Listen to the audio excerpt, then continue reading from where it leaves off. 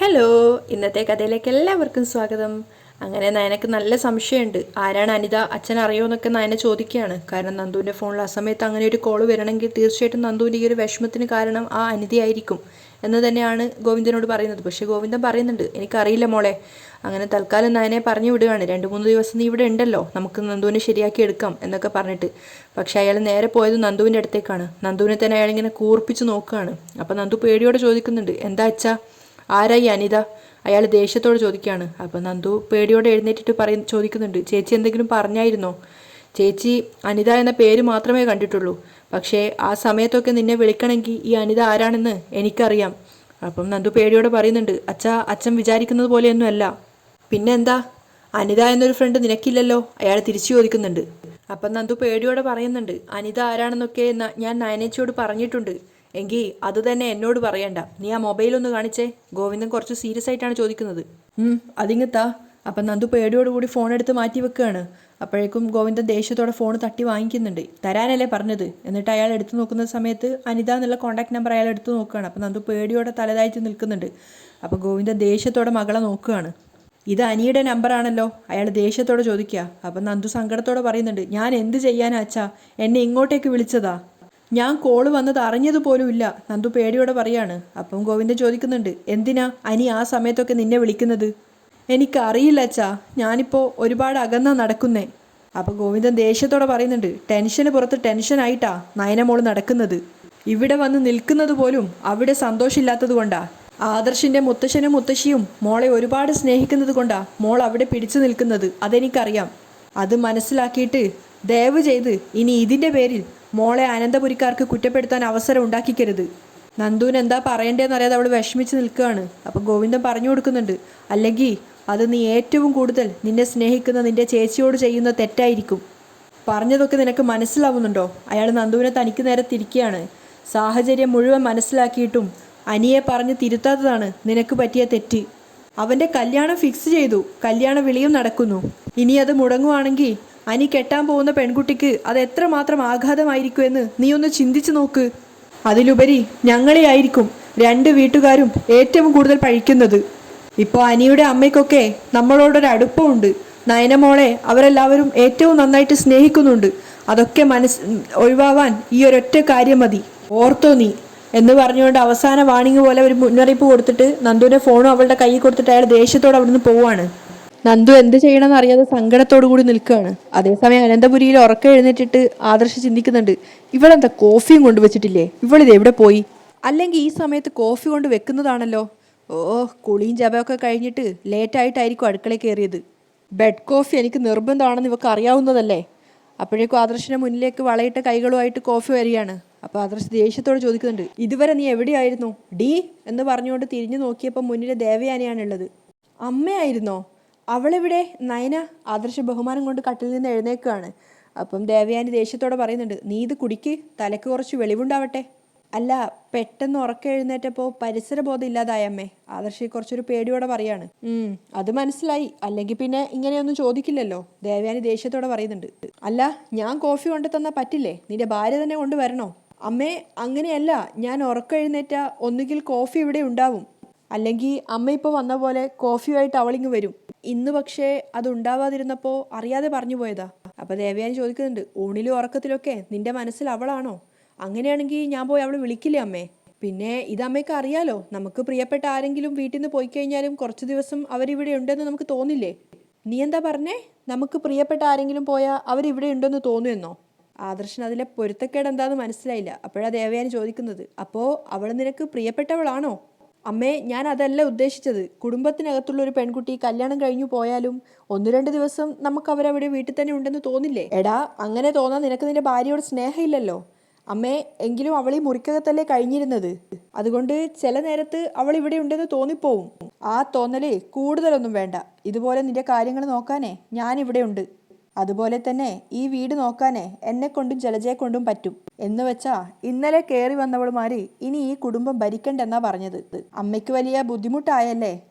തൽക്കാലം നമുക്ക് വേണമെങ്കിൽ ആ മീനാക്ഷി ചേച്ചിയെ വിളിക്കാം. അതിൻ്റെ ആവശ്യമില്ല. ഞാൻ ഈ വീട് നോക്കിയാലും മുന്നോട്ട് പോകുമെന്ന് എല്ലാവർക്കും ബോധ്യപ്പെടണം. ദേവയാനി വെല്ലുവിളിയോടെ പറയാണ്. അത് കഴിഞ്ഞു മതി ജോലിക്കാരിയെ തിരിച്ചു വിളിക്കുന്നതും ജോലിക്കാരിയെ വെക്കുന്നതും ഒക്കെ. നീ ചായ കുടിച്ചിട്ട് പെട്ടെന്ന് റെഡിയായി വാ, അപ്പോഴേക്കും ഞാൻ ബ്രേക്ക്ഫാസ്റ്റ് എടുത്തു വെക്കാം. ദേഷ്യത്തോടെ ദേവയാനി ഇറങ്ങിപ്പോവാണ്. അപ്പോൾ ആദർശ് വിചാരിക്കുന്നുണ്ട്, ഒരു കോഫിയിൽ എന്തുണ്ടെന്നൊക്കെ തോന്നാം, പക്ഷേ രാവിലെ തരുന്ന ഒരു കോഫിയിലുമുണ്ട് അവളുടേതായ ഒരു ടച്ച്. അത് അമ്മയ്ക്ക് ഇഷ്ടപ്പെടില്ല, എങ്കിലും ഉള്ളത് പറയണല്ലോ. ആദർശ് ചിന്തിക്കുകയാണ്. നന്ദൂനുള്ള ചായയുമായിട്ട് വന്നിട്ട് നയന പറയുന്നുണ്ട്, ഇനി ഇങ്ങനെ വീട്ടിനകത്ത് ഇരുന്നാ ശരിയാവത്തില്ല, നമുക്ക് നടക്കാൻ പോവാം. ഞാൻ വരുന്നില്ല ചേച്ചി, ചേച്ചിക്ക് ഒറ്റയ്ക്ക് പോയിക്കൂടെ? അതൊന്നും പറഞ്ഞാൽ പറ്റില്ല, നമുക്ക് രണ്ടുപേർക്കും തന്നെ പോകണം. നയന വാശി പിടിക്കുകയാണ്. ഇവിടുത്തെ രീതികൾ അതായിരുന്നില്ലല്ലോ, നീ ആയിരുന്നില്ലേ എല്ലാവരെയും നടക്കാൻ വിളിച്ചുകൊണ്ട് പോയിക്കൊണ്ടിരുന്നത്? നന്ദു ഒന്നും പറയാതെ തലതാഴ്ത്തി നിൽക്കുകയാണ്. അപ്പം നയന ചോദിക്കുന്നുണ്ട്, എന്നിട്ട് ഇപ്പോഴെന്താ എക്സസൈസ് വേണ്ടാന്ന് വെച്ചോ? നിനക്കേ കുറച്ച് തടിയും കൂടിയിട്ടുണ്ട്. എനിക്കൊന്നിനും ഒരു സുഖവും തോന്നുന്നില്ല, നന്ദു സങ്കടത്തോടെ പറയാണ്. അതെ, നടന്നു കഴിയുമ്പോൾ എല്ലാം ശരിയായിക്കോളും, നയന പറയുന്നുണ്ട്. പെട്ടെന്ന് വരാൻ നോക്ക്. അപ്പം നന്ദു വീണ്ടും ചോദിക്കുകയാണ്, നമുക്ക് നാളെ പോവാം. നാളത്തെ കാര്യം നാളെ, ഇന്ന് ചെയ്യേണ്ടത് ഇന്ന് തന്നെ ചെയ്യണം. എന്നിട്ട് നന്ദുവിനോട് പറഞ്ഞു കൊടുക്കുന്നുണ്ട്, ദേ മോളെ, അച്ഛൻ ആകെ വിഷമത്തിലാ നിന്റെ കാര്യം ഓർത്തിട്ട്. നേരത്തെ എന്നെക്കുറിച്ചും ചേച്ചിയെക്കുറിച്ചിട്ടും ആയിരുന്നു അച്ഛൻ്റെ വിഷമം മുഴുവൻ. ഇപ്പം അത് മാറി, അതുകൊണ്ട് തന്നെ നിന്നെ പഴയപടി ആക്കിയിട്ടേ ഞാൻ ഇവിടുന്ന് പോകുന്നുള്ളൂ. ചിലതൊക്കെ ഞാൻ മനസ്സിലാക്കിയിട്ടുണ്ട്. പെട്ടെന്ന് നന്ദു ഞെട്ടുകയാണ്. എന്താ അത്? അച്ഛൻ എന്തെങ്കിലും ചേച്ചിയോട് പറഞ്ഞായിരുന്നോ? അങ്ങനെ നിന്നെക്കുറിച്ച് പറയാൻ മാത്രം എന്തെങ്കിലും അച്ഛൻ അറിവുണ്ടോ? ഏയ്, അങ്ങനെയല്ല ഞാൻ പറഞ്ഞത്. അപ്പം നയന പറയുന്നുണ്ട്, ഈ അനിതയെ കിട്ടിക്കഴിഞ്ഞാൽ ഇപ്പോഴത്തെ നിന്റെ ഈ അവസ്ഥയുടെ കാരണം എന്താണെന്ന് അറിയാൻ പറ്റും. അത് കേട്ടപ്പോൾ നന്ദുവിന് ചെറുതായിട്ടൊരു ടെൻഷൻ ആവുന്നുണ്ട്. അങ്ങനെ നയന വീണ്ടും നന്ദുവിനെയും കൂട്ടി നടക്കാൻ വേണ്ടി പോകാൻ തീരുമാനിക്കുകയാണ്. നന്ദു നയനയും കൂടെ നടക്കുന്നുണ്ടായിരുന്നു, അതുപോലെ തന്നെ ആദർശമുണ്ട്. കുറച്ച് ദൂരം ഒന്നിച്ച് നടന്നു കഴിഞ്ഞപ്പം പെട്ടെന്ന് നന്ദുവാണ് കാണുന്നത് ആദർശിനെ. അപ്പം അവൾ നയനയോട് പറയുന്നുണ്ട്, ചേച്ചി അതാരാ നോക്കിയേ. അപ്പം രണ്ടുപേരും ആദർശിൻ്റെ അടുത്തെത്തിയപ്പോൾ നയന വിളിക്കുന്നുണ്ട്, ആദർശേട്ടാ, ഞങ്ങളെ കാണാൻ വേണ്ടിയിട്ടാണോ ഇത്രയും ദൂരം നടന്നത്? എനിക്കതിൻ്റെ ആവശ്യമൊന്നുമില്ല, ഞാൻ എപ്പോഴും ഈ വഴിയൊക്കെ നടക്കാറുണ്ട്. അപ്പം നയന കളിയാക്കുന്നുണ്ട്, കുറച്ച് ദിവസമായിട്ട് ഇപ്പോൾ നടക്കാറൊന്നും ഇല്ലല്ലോ, പിന്നെ വീണ്ടും തുടങ്ങിയത് എന്തിനാ? അപ്പോൾ ആദർശ് പരിങ്ങലാകുകയാണ്. എന്നിട്ട് വീണ്ടും അവൻ ചോദിക്കുന്നുണ്ട്, അതന്നെയാണ് എനിക്കും ചോദിക്കാനുള്ളത്, നിനക്ക് ഈ സ്വഭാവമൊന്നും ഇല്ലായിരുന്നല്ലോ. പക്ഷേ എൻ്റെ നന്ദുവിനുണ്ട്, അതുകൊണ്ടാ നന്ദു എന്നെയും വിളിച്ചുകൊണ്ട് വന്നത്. നയന വിട്ടുകൊടുക്കുന്നില്ല. നടക്കാൻ ഇറങ്ങിയപ്പോൾ വളരെ യാദൃശ്ചികമായിട്ടാണ് നിന്നെ കണ്ടത്, അത്രേ ഉള്ളൂ, അല്ലാതെ അതിന് വേറൊന്നും ചിന്തിക്കേണ്ട ആവശ്യമില്ല. അപ്പം നന്ദു ചോദിക്കുന്നുണ്ട്, അല്ലെങ്കിൽ തന്നെ നിങ്ങൾ ഭാര്യയും ഭർത്താവും അല്ലേ, അതിന് വഴിയിൽ വെച്ച് കണ്ടതുകൊണ്ട് എന്താ കുഴപ്പം? അപ്പോൾ ആദർശ് പറയാണ്, അതെ, ഇവൾ അവിടുന്ന് പോയതിന് ശേഷം എനിക്ക് നല്ല ഉറക്കം കിട്ടുന്നുണ്ട്, മനസ്സമാധാനവും കിട്ടുന്നുണ്ട്. അങ്ങനെ ഉറങ്ങുന്നത് കൊണ്ടാ രാവിലെ എണീറ്റ് നടക്കാൻ വരുന്നത്. അത് കേട്ടപ്പോൾ നയന പറയുന്നുണ്ട്, ഓ, എങ്കിൽ പിന്നെ ഞാനിനി എൻ്റെ വീട്ടിൽ സ്ഥിരമായിട്ട് നിന്നോട്ടെ. സാഹചര്യത്തെ മുതലാക്കുന്നവളാണല്ലോ നീ. മുത്തശ്ശനും മുത്തശ്ശിയും നിനക്ക് എന്തുമാത്രം പ്രാധാന്യം തരുന്നുണ്ടെന്ന് നിനക്കറിയാം. മുത്തശ്ശൻ്റെ അസുഖത്തെ പറ്റിയും നിനക്കറിയാം. അതുകൊണ്ടാ നീ ഇങ്ങനെ ഒരു വിലപേശലും നടത്തുന്നത്. അപ്പം നയന പറയുന്നുണ്ട്, ഞാൻ ഒരു വിലപേശലും നടത്തുന്നില്ല. മുത്തശ്ശനും മുത്തശ്ശിയും എന്നെ വിളിച്ചപ്പോൾ പറഞ്ഞു, എത്ര ദിവസം വേണമെങ്കിലും വീട്ടിൽ നിന്നോളാൻ, എവിടെയാണ് സന്തോഷം കിട്ടുന്നത് അവിടെ നിൽക്കാനാണ് അവർ പറഞ്ഞിരിക്കുന്നത്. അത് കേട്ടപ്പോൾ ആദർശ് ചെറുതായിട്ടൊരു ദേഷ്യം വരുന്നുണ്ടായിരുന്നു. ഓ, അപ്പോൾ പിന്നെ ലൈസൻസ് ആയല്ലോ, എന്നാൽ പിന്നെ ആയിക്കോട്ടെ, ശരി എന്ന് പറഞ്ഞുകൊണ്ട് ആദർശ് വേഗം അവിടുന്ന് നടന്ന് നീങ്ങുകയാണ്. അപ്പം നയന വിഷമത്തോടെ നിൽക്കുന്നുണ്ട്. ഇതിൻ്റെ ഇടയിൽ പെട്ടപ്പോൾ നന്ദു ചോദിക്കുന്നുണ്ട്, ചേച്ചി നിങ്ങൾ എന്തിങ്ങനെ അന്യരെ പോലെ സംസാരിക്കുന്നേ?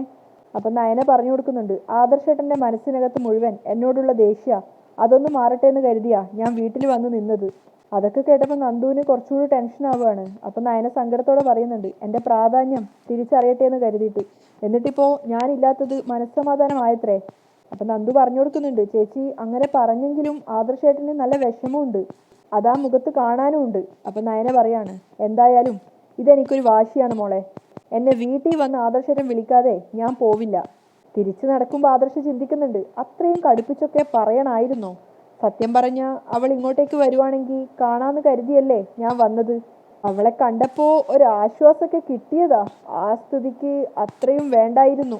ആദർശ് തിരിച്ച് വീട്ടിലെത്തിയപ്പോൾ കനക മുന്നിൽ തന്നെ ഉണ്ടായിരുന്നു. കനക ആദർശ് വന്നപ്പോൾ തന്നെ ചോദിക്കുന്നുണ്ട്, നടക്കാൻ പോയപ്പോൾ രണ്ടാളെയും കണ്ടായിരുന്നോ, ഭാര്യയെയും അനിയത്തിയെയും?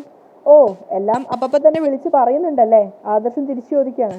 അത് പിന്നെ ഞാൻ അവരുടെ അമ്മയല്ലേ, അപ്പോൾ പിന്നെ പറയാതിരിക്കോ? അപ്പം ആദർശം ചമ്മിക്കൊണ്ട് പറയാണ്, ഇനിയെങ്കിലും അമ്മ വിളിച്ച് പറയണം ഞാൻ നടക്കാൻ പോകുമ്പോൾ ആ വഴി വരരുതെന്ന്. അപ്പം കനക ചോദിക്കുകയാണ്, അതിനെയുമോ സാധാരണ നടക്കാൻ പോകുന്നത് ആ വഴിയല്ലല്ലോ, ഇന്ന് ആദ്യമായിട്ടാണ് അങ്ങോട്ടേക്ക് പോകുന്നതെന്ന് നയനമോൾ പറഞ്ഞല്ലോ. ആര് പറഞ്ഞു? ഞാനും നയനയും കൂടി അവിടെ നടക്കാൻ പോവാറുണ്ടല്ലോ.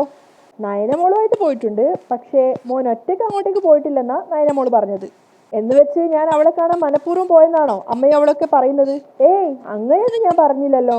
അപ്പം ആദർശ് പറയുന്നുണ്ട്, അവൾ കുറച്ച് ദിവസം അവിടെ നിൽക്കുന്നത് നല്ലതാ, അതിൽ എനിക്കൊരു വിഷമവും ഇല്ല. ഇന്ന് ഞാൻ നടക്കാൻ പോയപ്പോൾ അവളെ അവിടെ കണ്ടതുകൊണ്ട് തന്നെ നാളെ ഞാൻ അങ്ങോട്ടേക്ക് പോകുന്നുമില്ല. അപ്പൊ കനക ചോദിക്കുന്നുണ്ട്, അയ്യോ അതല്ല മോനെ, അവള് മോന്റെ ഭാര്യയല്ലേ, പിന്നെ നടക്കാൻ പോകുമ്പോ കാണുന്നത് കൊണ്ട് എന്താ കുഴപ്പം? അപ്പോ നിങ്ങൾ തമ്മിൽ അത്രയും ഇഷ്ടക്കേടുണ്ടോ? അപ്പൊ ആദർശ് മുഖം വീർപ്പിച്ചിട്ട് പറയുന്നുണ്ട്, എന്നോട് പറയാതെയാ അവൾ അവിടെ പോയി നിൽക്കുന്നത്. അതുകൊണ്ട് തന്നെ അവൾ ഇനി പെട്ടെന്നൊന്നും വരണമെന്നൊന്നും എനിക്ക് ആഗ്രഹമില്ല. അത് കനകക്ക് ചെറുതായിട്ടൊരു ടെൻഷൻ ഉണ്ടാക്കുന്നുണ്ടായിരുന്നു. പിന്നെ മുത്തശ്ശനും മുത്തശ്ശിക്കും ഒക്കെ അവൾ വരാത്തതിൽ കുറച്ച് വിഷമമൊക്കെ ഉണ്ട്, ആദർശ് പറയാണ്. അത് കാണുമ്പോൾ എനിക്കും കുറച്ച് പ്രയാസമൊക്കെ ഉണ്ട്. അപ്പൊ കനക പറഞ്ഞു കൊടുക്കാണ്, അതിന് മുത്തശ്ശിക്കും മുത്തശ്ശനും അതിൽ വിഷമമൊന്നും ഇല്ലല്ലോ മോനെ. അത് അവർ പുറമേ കാണിച്ചില്ലെങ്കിലും അവളാണല്ലോ ഇതുവരെ അവരുടെ കാര്യങ്ങളൊക്കെ നോക്കിക്കൊണ്ടിരുന്നത്. അതിൻ്റെ ഒരു നിരാശ അവർക്കുണ്ട്. അവളിനി വരികയാണെങ്കിൽ തന്നെ രണ്ട് കൈ നീട്ടി ഞാൻ സ്വീകരിക്കുന്നത് അതുകൊണ്ട് മാത്രമായിരിക്കും. എന്ന് വെച്ചാൽ നയനമോള് പറയുന്നത് പോലെ അവരുടെയൊക്കെ കാലം കഴിഞ്ഞാൽ മോൻ നയനമോളെ വിട്ടുകളയുന്നാണോ ഉദ്ദേശിക്കുന്നത്? കനക സങ്കടത്തോടെ ചോദിക്കുകയാണ്. അങ്ങനെ വിട്ടുകളയാനൊന്നും എനിക്ക് താല്പര്യമില്ല. പിന്നെ അഹങ്കാരം ആര് കാണിച്ചാലും അത് വെച്ച് പൊറപ്പിക്കാൻ എനിക്ക് താല്പര്യമില്ല. ആദർശ് അങ്ങനെ പറഞ്ഞിട്ട് അവിടുന്ന് പോവുകയാണ്. അപ്പൊ കനക ചിന്തിക്കുന്നുണ്ട്, മനസ്സിൽ നിറച്ചും വിഷമം വെച്ചുകൊണ്ട് ഭാര്യയെ കാണാൻ പോയതാ, പക്ഷെ അത് പുറത്ത് പറയാൻ നാണക്കേട്. ആദർശ് ഹാളിലെത്തിയപ്പോഴും അവന് നയനെക്കുറിച്ചുള്ള ഓർമ്മകൾ തന്നെയാണ്. അവൾ അവൻ്റെ തലതിരുമ്മിക്കൊണ്ടിരുന്നൊരു ദിവസത്തെക്കുറിച്ചാണ് അവൻ ആലോചിക്കുന്നത്. അന്ന് നയന പറഞ്ഞിട്ടുണ്ടായിരുന്നു, തനിക്ക് ആദർശേട്ടന് ഉള്ളിലുള്ള മുടിയൊന്നും ഇല്ലല്ലോ എന്നൊക്കെ. അപ്പം അന്നും ആദർശ് പറഞ്ഞിട്ടുണ്ട്, നിന്നെ കല്യാണം കഴിച്ചതിന് ശേഷമാണ് എൻ്റെ മുടിയൊക്കെ പോയത്. ഓ, അപ്പം നമ്മുടെ മുടിക്ക് പോലും എന്നെ ഇഷ്ടപ്പെട്ടിട്ടില്ലെന്ന് ആദർശേട്ടൻ പറയുന്നേ. അതെ, അടി മുതൽ മുടി വരെ നിന്നെ ഇഷ്ടപ്പെട്ടിട്ടില്ല. എങ്കിലും ഇങ്ങനെ മസാജ് ചെയ്യുന്നതൊക്കെ ഇഷ്ടമാണല്ലേ? നയന തിരിച്ചു ചോദിക്കുന്നുണ്ട്. അതിന് മറുപടിയൊന്നും പറയാതെ അവളെ നോക്കി പുഞ്ചിരിക്കുകയാണ് ആദർശ്. അതൊക്കെ അവൻ്റെ ഓർമ്മകളിലേക്ക് വരികയാണ്. കാണുന്നിടത്തൊക്കെ നയന ഉള്ളതുപോലെ ആദർശിന് തോന്നുന്നുണ്ട്. അവൻ അച്ഛൻ്റെ അടുത്തേക്ക് പോയിട്ട് ചോദിക്കുന്നുണ്ട്, അമ്മ എവിടെ? ഇന്നലെ പണി ഒരുപാടായിരുന്നല്ലോ, അതുകൊണ്ട് തലവേദനയും ശരീരവേദനയും എന്നൊക്കെ പറഞ്ഞ് കിടക്കുക. ഈ കാച്ചിയ എണ്ണ തീർന്നു, ഞാൻ കുറേ നാളായിട്ട് ഇതാ തലയെ തേക്കുന്നേ. അത് കേട്ടുകൊണ്ടാണ് കനക അങ്ങോട്ടേക്ക് വരുന്നത്. പക്ഷെ കനക അവർ രണ്ടുപേരും കാണുന്നില്ല. അപ്പം ആദർശ് പറയുന്നുണ്ട്, ഇനി എനിക്ക് ഈ ശ്വാസം മുട്ടലും ഓരോ പ്രശ്നങ്ങളൊക്കെ ഉള്ളത് കൊണ്ട് ഇത് തന്നെ തേച്ചാൽ മതിയെന്നാ മുത്തശ്ശി പറയുന്നേ. അമ്മയല്ലല്ലോ, നയന മോളല്ലേ അങ്ങനെ പറഞ്ഞത്? ജയൻ ചോദിക്കുന്നുണ്ട്. അപ്പം അത് കേട്ടുകൊണ്ട് തന്നെ കനക വന്നിട്ട് പറയാണ്, മോൻ്റെ കാച്ചിയെണ്ണയുടെ കാര്യമല്ലേ, അത് അമ്മ ശരിയാക്കി തരാം, മോൻ വിഷമിക്കണ്ട. നയനമോള് ഇടയ്ക്ക് എന്നോടൊന്ന് സൂചിപ്പിച്ചതാ, മോൻ്റെ തലയിൽ തേക്കുന്ന എണ്ണ തീരാറായി കാണുമെന്ന്. അത് കേട്ടപ്പോൾ ആദർശിന് ചെറുതായിട്ടൊരു സങ്കടം തോന്നുകയാണ്. അപ്പോൾ ജയനും പറയുന്നുണ്ട്, മോൾ ഇവിടെ ഉണ്ടായിരുന്നെങ്കിൽ ഇതൊന്നും പറയേണ്ട കാര്യമില്ലായിരുന്നു. അത് ശരിയാ, മോൻ എന്തായാലും ഇപ്പം നടന്നിട്ടൊക്കെ വന്നതല്ലേ, ഇനിയിപ്പോൾ തലയിൽ വിയർപ്പ് താണാ പനി പിടിക്കുന്നുള്ള കാര്യം ഉറപ്പാ, കനക ആദർശിനോട് പറയുന്നുണ്ട്. അമ്മ ഇപ്പം തന്നെ എണ്ണ റെഡിയാക്കാം എന്ന് പറഞ്ഞുകൊണ്ട് കനക വേഗം അതും കൊണ്ട് പോവുകയാണ്. അപ്പം ജയൻ പറയുന്നുണ്ട്, അമ്മമാരും ഭാര്യമാരും ഒക്കെ വീട്ടിൽ നിന്ന് മാറി നിന്നാ ഇതാ കുഴപ്പം. ചില കാര്യങ്ങൾ നമ്മൾ പറയാതെ തന്നെ അവർ കണ്ടറിഞ്ഞ് ചെയ്യും. അതുകൊണ്ട് നമ്മൾ അതിനെപ്പറ്റിയൊന്നും ചിന്തിക്കാറില്ല. നിന്റെ അമ്മയൊക്കെ ഇവിടെ വരുന്ന കാലത്ത് ഇവിടെ ഇഷ്ടം പോലെ ജോലിക്കാരുണ്ടായിരുന്നു. അതുകൊണ്ട് തന്നെ അവൾ അധികം വീട്ടുജോലിയൊന്നും ചെയ്തിട്ടില്ല. ഇപ്പം അത് ചെയ്തപ്പോൾ കിടപ്പിലായി. ഒരു വാശിക്ക് ഇതുപോലെ ആവേശം കാണിക്കാം, പക്ഷേ അപ്പോൾ ഇതുപോലുള്ള ബുദ്ധിമുട്ടുകൾ ഉണ്ടാവും. ഏതായാലും നീ നയനമോളുടെ പ്രാധാന്യം മനസ്സിലാക്കാത്ത സ്ഥിതിക്ക് അത്യാവശ്യം വീട്ടുജോലിയൊക്കെ പഠിച്ചു വെക്കുന്നത് നല്ലതാ. എല്ലാവരും എന്നും അരികിൽ കാണില്ല, അമ്മമാരും മുത്തശ്ശിമാരും ഒക്കെ. ആ നേരത്ത് ഭാര്യ അടുത്തില്ലെങ്കിൽ കുഴഞ്ഞു പോവും. അപ്പോൾ ആദർശ് പറയുന്നുണ്ട്, അത്യാവശ്യം വീട്ടുജോലിയൊക്കെ എനിക്കും അറിയാം. എന്തറിയാന്ന്, ഒരു ചായ ഇടാനും ഓംലെറ്റ് ഉണ്ടാക്കാനും ഒക്കെ എല്ലാവർക്കും പറ്റും. ബാക്കിയൊക്കെ ഒന്നേന്ന് തുടങ്ങണ്ടേ? ഞാൻ കുറച്ച് ദിവസം ഇവിടെ മാറി നിന്നതിന് ശേഷം അന്ന് മഴയത്ത് തിരിച്ചു വന്ന ദിവസം നിനക്ക് ഓർമ്മയുണ്ടോ? മഴയത്ത് നനഞ്ഞു നിന്ന് നയനമോളെ കൂട്ടിക്കൊണ്ടു വന്ന ദിവസം. അന്നേ ദിവസം മോളുടെ അച്ഛനും അമ്മയ്ക്കും ഒപ്പം മോള് പോവാൻ തുടങ്ങിയതാ ഞാനാ മോളെ തിരിച്ചു വിളിച്ചു കൊണ്ടുവന്നത്. വീടിൻ്റെ ഐശ്വര്യ പടിയിറങ്ങാൻ പോകുന്നത്. അതൊരിക്കലും അനുവദിച്ചു കൊടുക്കരുതെന്നാ മനുഷ്യനെ അടുത്തറിഞ്ഞ, നന്നായി മനസ്സിലാക്കിയ, അനുഭവങ്ങൾ ഒരുപാടുള്ള നിന്റെ മുത്തശ്ശൻ പറഞ്ഞത്. അപ്പോഴും ആദർശ് പറയുന്നുണ്ട്, അങ്ങനെ ഒരു തോന്നൽ മുത്തശ്ശനുണ്ടെങ്കിൽ മുത്തശ്ശൻ പോയി വിളിച്ചുകൊണ്ട് വന്നോട്ടെ. എനിക്കതിലെതിരെ അഭിപ്രായമൊന്നുമില്ല. അത് കേട്ടപ്പോൾ കനകയ്ക്ക് സങ്കടം തോന്നുകയാണ്.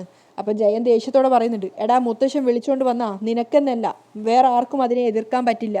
അച്ഛൻ അസുഖം വന്നെങ്കിലും ഇപ്പോഴും അച്ഛൻ്റെ ശബ്ദം തന്നെയാ നമുക്ക് എല്ലാവർക്കും മുകളിൽ.